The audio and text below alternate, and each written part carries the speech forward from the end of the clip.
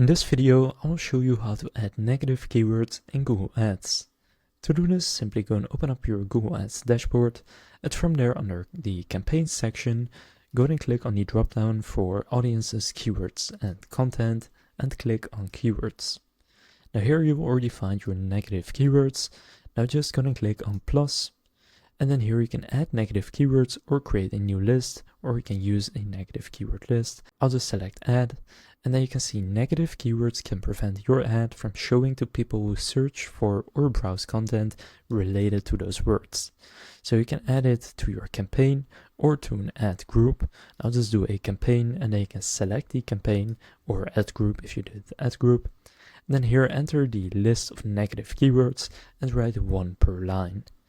Now from there you can choose to save it to a new or existing list, and then you can click save, and you will then have added those negative keywords for this specific campaign or ad group. So now you know how to add negative keywords in Google Ads. If this video was helpful, please consider leaving a like and subscribing to my channel. With that being said, I will see you in the next video.